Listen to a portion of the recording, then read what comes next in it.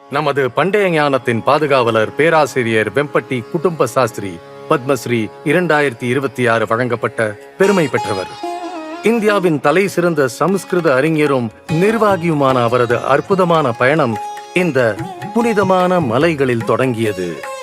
இது புகழ்பெற்ற திருமலை திருப்பதி தேவஸ்தான வேத பாடசாலையில் 10 வயது சிறுவனாக இருந்தபோது அவர் வேதங்களை ஆழமாக கற்றதிலிருந்து அவரது பயணம் தொடங்கியது. சமஸ்கிருதத்தை நான் விரும்பி கத்துக்கல. நான் இப்போ சின்ன பையன், அதனால எங்க அப்பா விருப்பப்படிதான் அதை படித்தேன். ஆனா ரொம்ப சீக்கிரமாவே நான் மொழியை விரும்ப ஆரம்பிச்சேன். என் வாழ்க்கையை அதை மையமா வச்சு என் சொந்த விருப்பப்படி அமைச்சுக்கிட்டேன். 1950ஆம் ஆண்டு குட்லவெள்ளேருவில் 10 பேர் கொண்ட குடும்பத்தில் அவர் பிறந்தார். பணம் குறைவாக இருந்தாலும் மதிப்புகள் நிறைவாக இருந்தன. என் அம்மா வீட்டு வேலைகளை பார்த்துட்டு இருக்கும் போது எப்பவும் பக்தி பாடல்களை பாடுவாங்க. என் அப்பா நம்ம பாரம்பரியங்களை நாம தவறாம கடைபிடிக்கணுங்கிறதுல ரொம்ப கவனமா இருப்பாரு. இளமை காலத்தில் காலணிகள் வாங்க வசதி இல்லாததால் கடும் வெயிலிலும் அவர் காலணியின்றியே பள்ளிக்கு சென்றார். ஆனால் எந்த வறுமையும் அவரது இலக்கை அடையும் விடாமுயற்சியை நிறுத்த முடியவில்லை. என் வாழ்க்கையோட ஒவ்வொரு கட்டத்திலையும் குருமார்கள் எனக்கு வழிகாட்டினாங்க. வேலை தேடிக்கிட்டு இருந்த போது புகழ்பெற்ற காஞ்சி பரமாச்சாரியார் ஸ்ரீ ஸ்ரீ சந்திரசேகரேந்திர சரஸ்வதி சுவாமிகள் எனக்கு அறிவுரை சொன்னார்.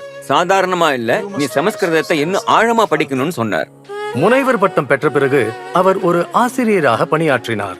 ஆனால் ஓர் நிர்வாகியாகவே அவர் மிகச்சிறந்த தாக்கத்தை ஏற்படுத்தினார். ராஷ்டிரிய சமஸ்கிருத சமஸ்தானத்தின் இயக்குநராக இருந்த அவர் இன்று மத்திய சமஸ்கிருத பல்கலைக்கழகம் டெல்லி என அறியப்படும் இந்த நிறுவனத்திற்கு டீம்ட் யூனிவர்சிட்டி அந்தஸ்தை பெற்றுத்தர கடுமையாக பாடுபட்டார். அதேபோல் குஜராத்தில் உள்ள சோம்நாத் சமஸ்கிருத பல்கலைக்கழகத்தின் துணைவேந்தராக இருந்த அவர் அதனை நவீனப்படுத்த தேவையான நிதியை பெற்று வெற்றி பெற்றார்.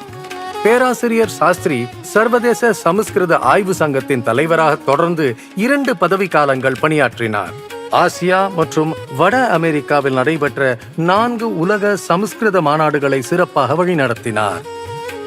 சமஸ்கிருதத்தை அனைவருக்கும் எளிதில் அணுகக்கூடியதாக மாற்ற அவர் செய்த விடாமுயற்சிகள் புதிய தலைமுறையினரை இந்த பண்டைய மொழியை நேசிக்க தூண்டியுள்ளது.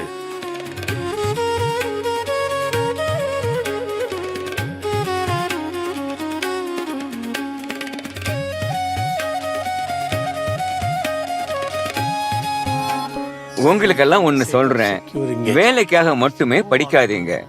நீங்க ஜெயிக்க விரும்பினா அந்த பாடத்தை விரும்பி கத்துக்குங்க.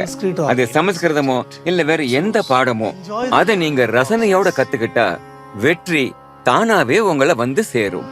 பேராசிரியர் வேம்பட்டி குடும்ப சாஸ்திரி பத்மஸ்ரீ 2026.